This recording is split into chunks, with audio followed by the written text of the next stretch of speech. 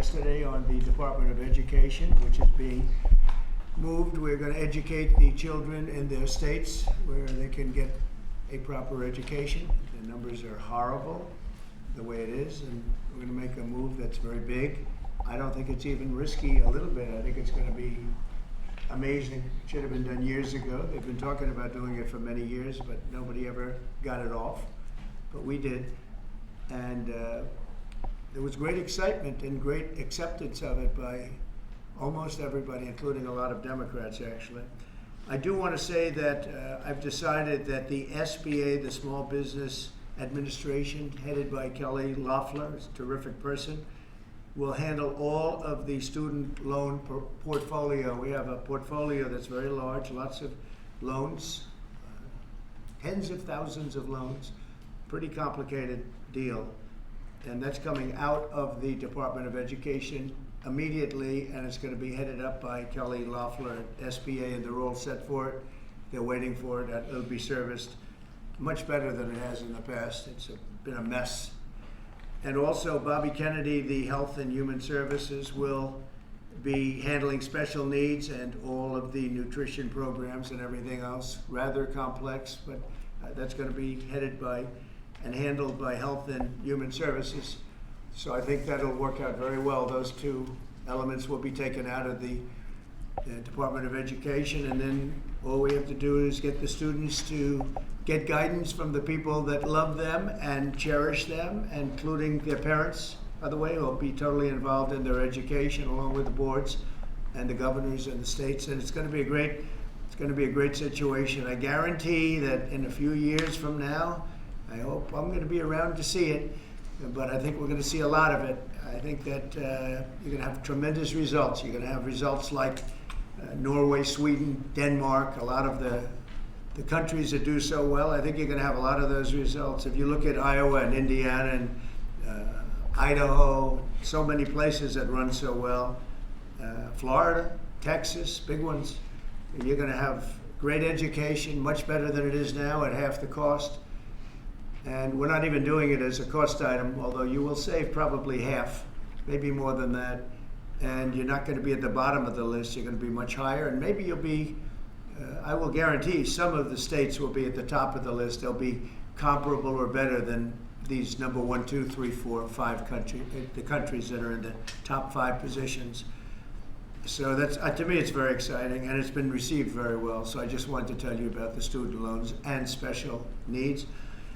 But we're here for a reason today that is very exciting, and I'm thrilled to announce that at my direction, the United States Air Force is moving forward with the world's first 6th generation fighter jet. Number 6, 6th generation.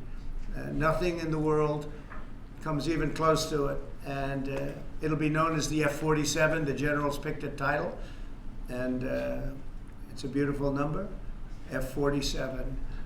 It's something the likes of which nobody has seen before in terms of all of the attributes of a fighter jet. There's never been anything even close to it, from speed to maneuverability to what it can have to payload. And this has been in the works for a long period of time. After a rigorous and thorough competition between some of America's top aerospace companies, the Air Force is going to be awarding the contract for the next generation air dominance platform to Boeing. As you know, was highly competed for. There was a lot of competition, generals, and it's been going on for a long time. Very, very tough competition, but this plane is produced numbers that nobody's ever seen before. The F-47 will be the most advanced, most capable, most lethal aircraft ever built. An experimental version of the plane has secretly been flying for almost 5 years, and we're confident that it massively overpowers the capabilities of any other nation. There's no other nation. We know every other plane. I've seen every one of them, and it's not even close. This is a next level. You know, level 5 is good. This is level 6, they say. The F-47 is equipped with state-of-the-art stealth technology. It's virtually unseeable and unprecedented power. It's got the most power of any jet of its kind ever made. maneuverability likewise is there's never been anything like it, despite the power and speed. Its speed is top. It's over 2, which is something that you don't hear very often. America's enemies will never see it coming. Hopefully we won't have to use it for that purpose, but you have to have it. And if it ever happens, they won't know what the hell hit them. A new fleet of these magnificent planes will be built in the air during my administration over the next couple of years. It's ready to go. They've already built much of what has to be built in terms of production, including the sheds. Will ensure that the USA continues to dominate the skies. We've given an order for a lot. We can't tell you the price because it would give way to some of the technology and some of the size of the plane, good sized plane. This contract also represents a historic investment in our defense industrial base, helping to keep America at the cutting edge of aerospace and technology. Our allies are calling constantly. They want to buy them also, and certain allies will be selling them, perhaps toned down versions. We like to tone them down about 10%, which probably makes sense because someday maybe they're not our allies, right? But I would like to ask Secretary Hegseth, who's doing a fantastic job. He's really been very inspiring in so many ways, and I must say that before he speaks, we have had record people wanting to join our military in the last 2.5 months, literally since this, I think probably since the election, November 5th, but especially since we came to office and since I announced Pete. He's young, he's smart, he's strong, he loves it, and they love him, but we've had record numbers of people wanting to join our military. Now, if you go back 6 months, it was the exact opposite. You had record numbers of people not wanting to join the military. Now you have record numbers of people wanting to be in our military, and that's a great honor. That shows you we're really on the right track. So, Pete, maybe say a few words. Sure. Please. Well, Mr. President, this is a big day. This is a big day for our warfighters. This is a big day for our country, a big day in the world. The name of this program is the Next Generation of Air Dominance. And Mr. President, because of your leadership, your clarity, America is going to have generations in the future of air dominance because of this 6th generation fighter. We've had the F-15, we had the F-16, the F-18, the F-22, the F-35. Now we have the F-47, which sends a very direct, clear message to our allies that we're not going anywhere, and to our enemies that we will be able to project power around the globe unimpeded for generations to come. Mr. President, this is a gift to my kids and your kids, to my grandkids and your grandkids. This is a historic investment in the American military, in the American industrial base, in American industry that will help revive the warrior ethos inside our military, which we're doing, rebuild our military, which the previous administration did not do, by the way, Mr. President. They paused this program, and we're prepared to potentially scrap it. We know this is cheaper, longer range, and more stealthy. President Trump said we're reviving it, and we're doing it. And then we are also going to reestablish deterrence. Under the previous administration, we looked like fools. Not anymore. President Trump has reestablished American leadership. The F-47 is part of it. And Mr. President, thank you for having the courage to do it and leading the way for all our warfighters. Thank you very much, Pete. One of the things I will say, but the generals are going to speak in just a couple of seconds, but this plane flies with drones. It flies with many, many drones, as many as you want, and it's a technology that's new, but it doesn't fly by itself. It flies with many drones, as many as we want, and that's something that no other plane can do.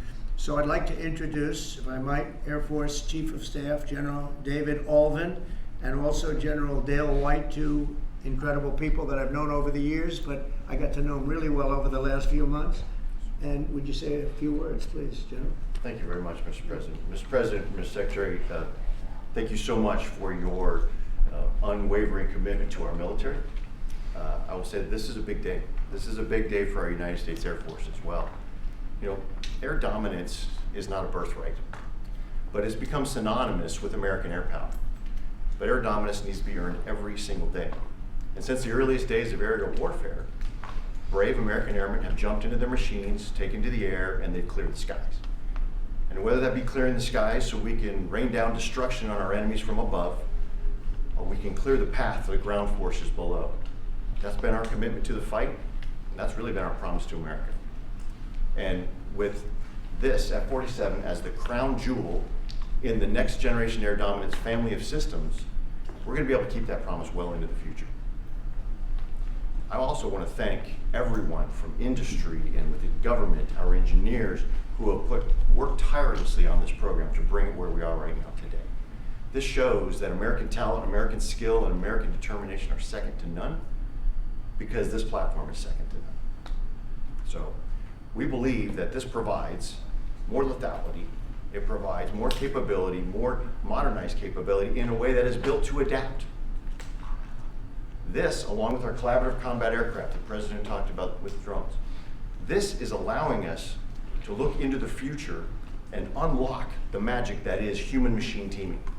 And as we do that, we're going to write the next generation of modern aerial warfare with this. This enables us to do this.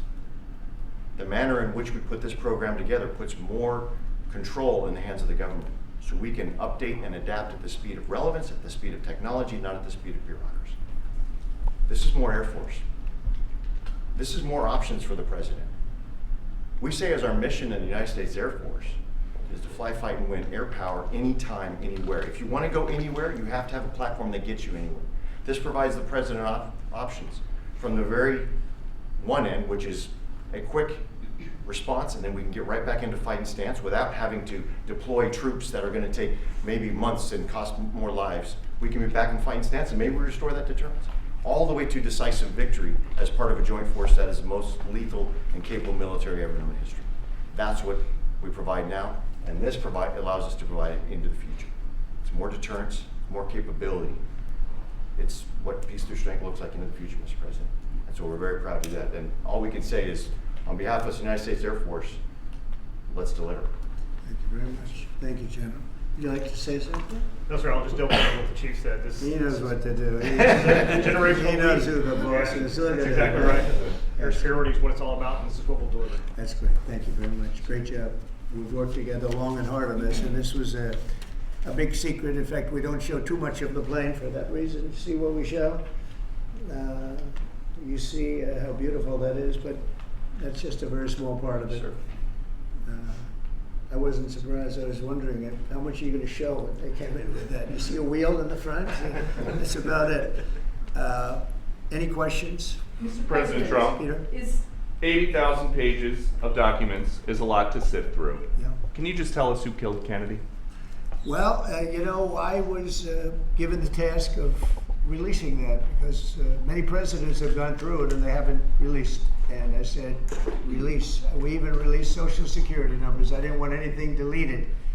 They said, sir, what about Social Security? People long gone, but they're long gone, so I can't imagine. But I said, if you don't delete it, if you do delete it, we have people are going to say, why did you delete it? There's something in there. So we gave Social Security, we gave everything.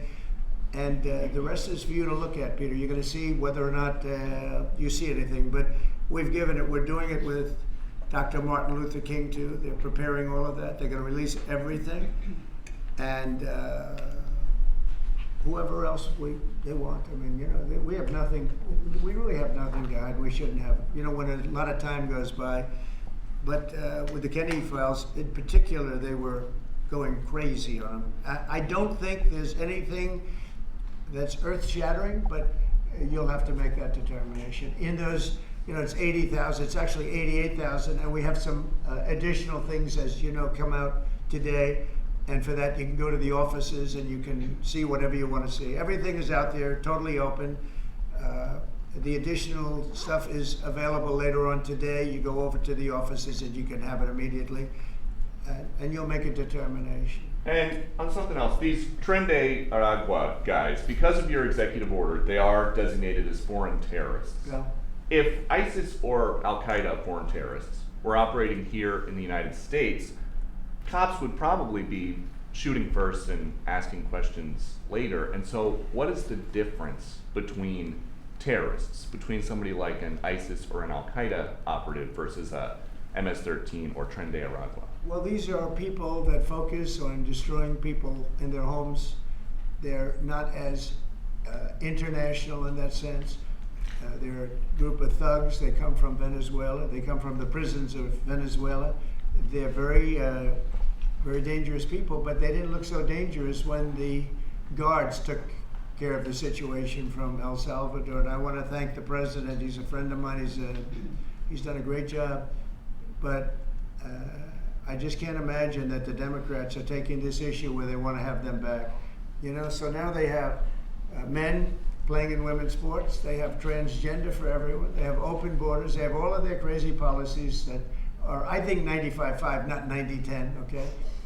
And their new policy is, let's bring Tren de Aragua back into our country. Let's bring the worst, these are the worst gang members there are.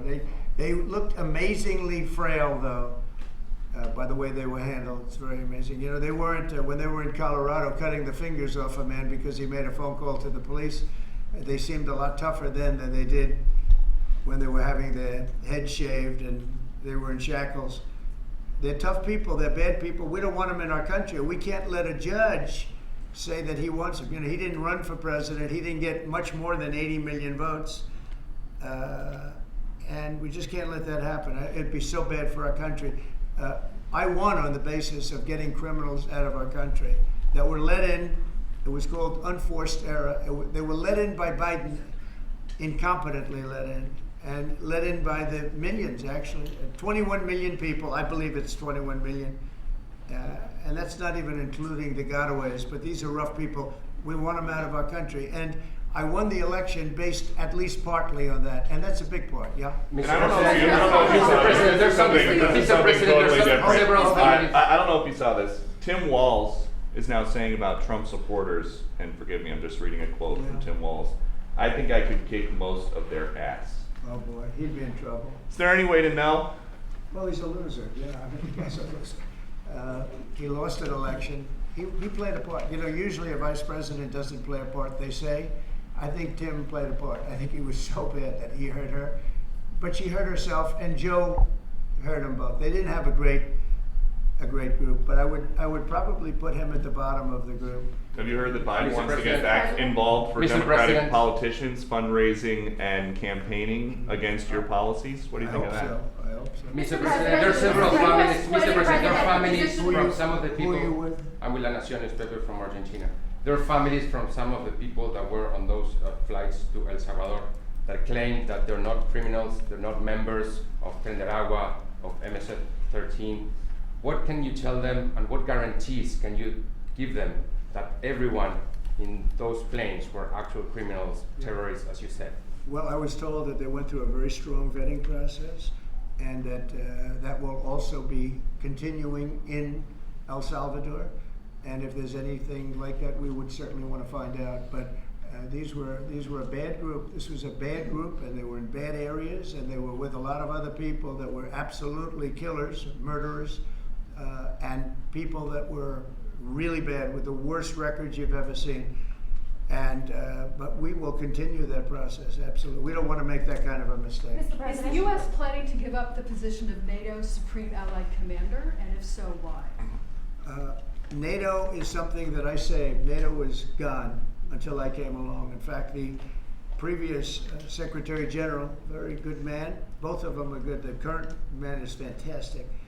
But both of them have said, if it wasn't for Trump, you wouldn't even have a NATO, because we were paying the cost of almost all of the countries.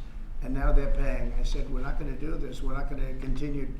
You hurt us on trade. You do bad things on trade. And then on top of it, we're supposed to pay for your military. And because of what I did, hundreds of billions of dollars flowed into NATO by countries that just weren't paying. They were delinquent. They weren't paying their bills. So NATO is solid. They're strong. But they have to treat us fairly. Are we going to give up the? Because look, without us, NATO's not the And same. we're giving- we're And I giving- can tell you, I've been having very good discussions, as you know, with President Zelensky and with President Putin. And President Putin will tell you that without the United States, he wouldn't be worried. But he is worried when the United States is involved. And I have to tell you, I've dealt very well with both gentlemen, and we have, I think we have the confines of a deal. I hope we have the confines of a deal. I'm doing it for two reasons. Number one, and by far most importantly, thousands of young people, and they're not American people, they're Russian and they're Ukrainian, are being killed every week, thousands a week. And also the United States has paid, because of Biden, $350 billion on a war that should have never happened. If we had a competent president in this sitting right here, that war would have never happened. It would have absolutely never happened with me. And it didn't happen. For 4 years it didn't happen. Mr. President, do you think you have the authority, the power to round up people, deport them, and then you're under no obligation to a court to show the evidence against them? Well, that's what the law says, and that's what our country needs, because we were, unfortunately, they allowed millions of people to come into our country, totally unvetted, totally unchecked. So you ought to ask, did he have the authority to allow millions of people? Did Biden have the authority to do something that's unthinkable? Have open borders where millions of people poured into our country, totally unvetted and totally unchecked, just as you would say. And many of those people were criminals. Many of them were from jails and prisons and mental institutions and gang members and drug dealers and very dangerous people. Many were murderers. We have 11,088 that we know of murders they've murdered. Of that number, at least half killed more than one person. They're in our country. They're in a location near you. Biden allowed that to happen to our country. And his people that really ran the country.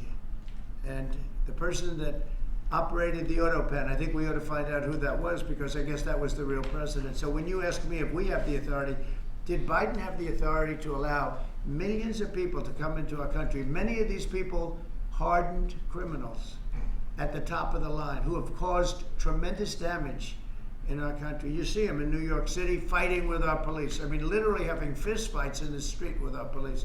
These are tough, hard criminals. Many of them came out of jails, and not just South America, from all over the world. They came out from Africa, from the Congo. They came out from Asia. Not just South America, but many from South America. These are hard, tough criminals, and we have to get them out. And a judge sitting behind a bench someplace got a nice appointment.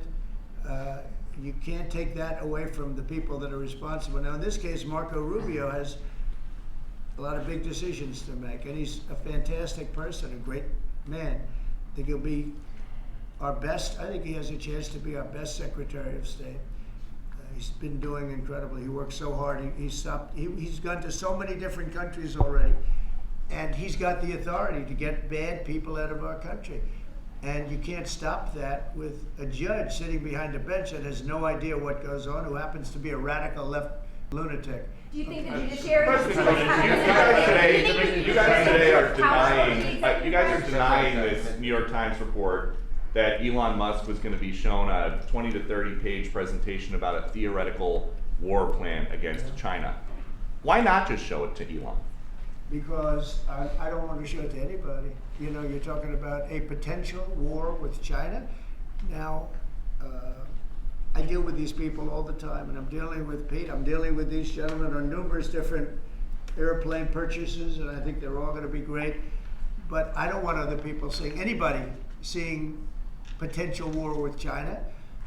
We don't want to have a potential war with China, but I can tell you if we did, we're very well equipped to handle it. But I don't want to show that to anybody, but certainly you wouldn't show it to a businessman who is helping us so much. He's a great patriot. He's paying a big price for helping us cut costs, and he's doing a great job. He's finding tremendous waste, fraud, and abuse. But I certainly wouldn't want, Elon has businesses in China, and he would be susceptible perhaps to that. But it was such a fake story. The New York Times is just as fake as CNN and MSDNC. And anybody read that story, people laughed at that story. Who would do such a thing? And the first thing I did is I called Susie and I called Pete. I said, is there any truth to that? And they said, it's ridiculous.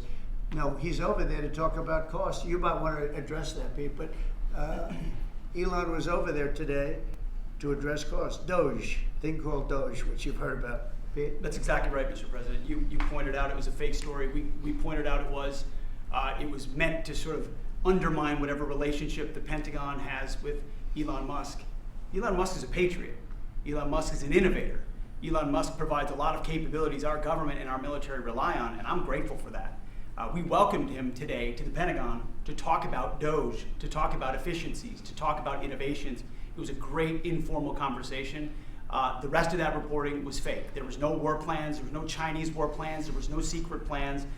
That's not what we were doing at the Pentagon. I might add that I think Elon, if they ever wanted to do that, I think Elon wouldn't do it. I think he wouldn't do it. He wouldn't want to put himself in that position. But if you read what's out of the New York Times, it's such a dishonest newspaper. It's such garbage. It's, it used to be called all the news that's fit to print. Well, it's all the news that's not fit to print.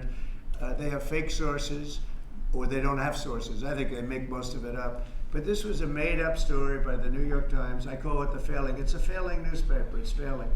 And they shouldn't do that. They really are the enemy of the people. And Mr. President, We do need honest journalism in this. We've made such big strides over the last 2 months, but we just need honest journalism, and we don't have it. When you have a CNN, you have to watch these people every once in a while just to see where they're coming from, and it's so dishonest. MSNBC is, I think, probably worse, and they're both doing horribly in the ratings. I think they're going to be turned off. I don't think they're not doing any ratings.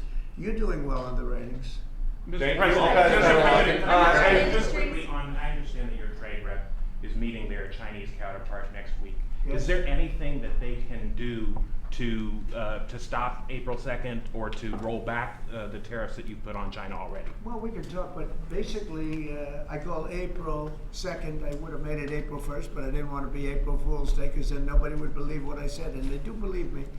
April 2nd is going to be Liberation Day for America. We've been ripped off by every country in the world, friend and foe.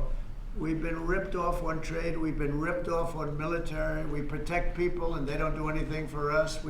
It's just so unfair for years and years. And now some of that money is going to be coming back to us in the form of tariffs. Tens of billions. It's going to be numbers like nobody's ever seen. So NVIDIA announced today, you saw that, hundreds of billions of dollars of investment. The biggest chip maker in the world announced hundreds of billions of dollars of investment. Hundreds of billions, not millions, but billions. They're all coming here. Apple just announced $500 billion worth. They're going to build plants here. They built their plants in China. They're going to build them here. And they're starting immediately. We have investment, the likes of which this country has never seen, already announced. And they all want to have news conferences. I don't have enough time to have that many news conferences, but I would say so far at least $4 trillion. $4 trillion is coming in. Car companies, very importantly, a lot of the car companies that were going to build in Mexico or Canada are now building here. Because I don't want cars from Canada. I don't want cars from Mexico. They want to do it, it's fine, but I want the car companies to build here, not, they were building in Mexico 3 plants, big plants, really big plants, and they were going to sell the cars right across the border. We wouldn't have the jobs, we wouldn't have the profits, we wouldn't get the taxes, we get nothing. All we get is unemployment and empty factories. Those days are over. So now those 3 places are going to build here, but many more than that. We have a big one. Honda is building, just announced a really big plant in Indiana, great state, smart place to build. And we have many car companies coming here. The steel mills are going to be booming, And many other things come with that, but we need that for defense. There are certain things you have to have. You have to have steel. We would have had, if I didn't do in my first term tariffs to stop the onslaught, because they were dumping steel in order to destroy our steel plants. If I didn't do 50% and even 100% in certain cases tariffs on steel, you wouldn't have a steel plant in the United States. And Biden was unable to get rid of those tariffs because they threw off so much money that his numbers, which didn't work anyway because his numbers were terrible, what he did, the way he spent money was so horrible, and what he allowed to happen to energy. That's the other thing. Energy is going to be like it's never been before. Mr. Vice President is here. Do you have anything to say while you're here? No, sir. Good Vice President. I'm just here to watch the show, sir. Okay. I think airplanes are pretty cool, so I wanted to check this out. Airplane's cool. It is cool. Mr. President, anything that China can do to take off the trade war at this point, though. Well, I'll be speaking to President Xi. I have a great relationship with him. We're going to have a very good relationship. But we have a $1 trillion deficit because of Biden with President Xi. More than that. I mean, I've heard $1.2 trillion. We have a deficit. And I've explained that to President Xi. We also have a problem where he's allowing fentanyl to be sent into Mexico and then cross the border and, killing.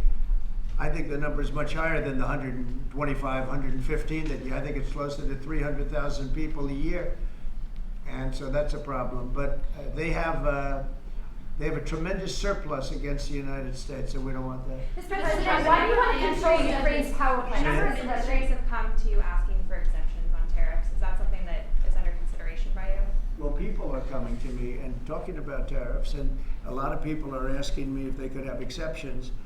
And once you do that for one, you have to do that for all. So, I mean, generally, I did something interestingly during 2 weeks ago.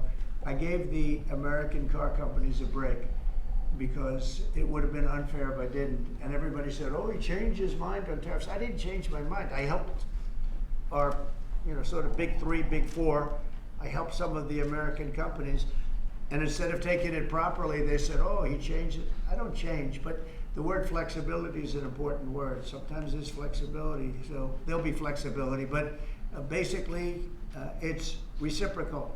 So that if China's charging us 50% or 30% or 20%, and I don't mean China, I mean anybody, any country, Canada. Nobody knows that Canada's charging our dairy farmers. They have 270% tariffs. Nobody knows that. Nobody knows that. They have up to 400%. They have a couple of tariffs at 400%. Nobody knows that. Nobody talks about that. And remember, with Canada, we don't need their cars, we don't need their lumber, we don't need their energy, we don't need anything from Canada, and yet it costs us $200 billion a year in subsidy to keep Canada afloat. So when I say they should be a state, I mean that. I really mean that, because we can't be expected to carry a country that is right next to us on our border. It would be a great state. It would be a cherished state. The taxes for Canadian citizens would go down in less than half. They don't spend money on military because they think we're going to protect them. There are many things that they do, like icebreakers. They want us to provide icebreakers for them. Oh, that's wonderful. So the Canada, they're very tough traders too. I want to just tell you, all the people, they're tough traders. They trade very tough. And the expression I use is, some people don't have the cards. I used that expression about a week and a half ago, right? Somebody was negotiating who didn't have the cards, who's now, I think, saying that he wants to do it, and I think we're going to have a big deal on that very special something. We got to make a deal on that. But Canada has been a very nasty negotiator against the United States, took advantage of the United States for a long time. But nobody knows that they were getting 270% tariffs on dairy products. A follow-up on Canada, and I don't think I've heard you say this in all of the talk about Canada becoming the 51st state. Are you concerned that if they became the 51st state, they would be a very, very blue state? Very, very big and very, very blue. No, there might be, but it would, you have that artificial line that goes, that straight artificial, that looked like it was drawn by a ruler. Somebody with I don't mean a ruler like a king, I mean like a ruler, this way. And it's just an artificial line that was drawn in the sand or in the ice. And can I tell you, Peter, just, you add that to this country, what a beautiful landmass, the most beautiful landmass anywhere in the world. And it was just cut off for whatever reason. It would be great. Now, is it liberal? Maybe, but a conservative until I got involved, because I don't care who wins up there. I frankly probably would do better with a liberal than the conservative, if you want to know the truth. But just a little while ago, before I got involved and totally changed the election, which I don't care about, probably it's to our advantage actually, but the conservative was leading against, I call him Governor Trudeau, the conservative was leading by 35 points. So, so I don't know about that.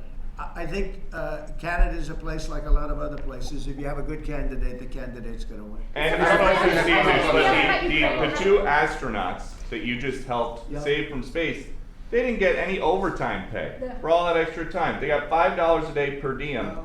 For 286 days, that is $1,430 in extra pay. Is there anything the administration can do to get them, to make them whole?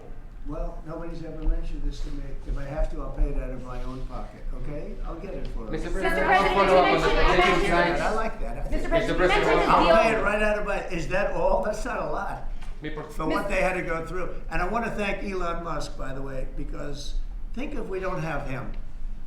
You know, there's only so long, even though they're in the capsule up there, that the body starts to deteriorate after 9 or 10 months and gets really bad after 14, 15 months with the bones and the blood and all the things that you've been reporting on very well. And if we don't have Elon, they could be up there a long time. Who else is going to get him? And I just want to thank him. He's going through a lot, what they're doing to him. And these people are going to be caught, and they're going to be caught, and they're going to be prosecuted.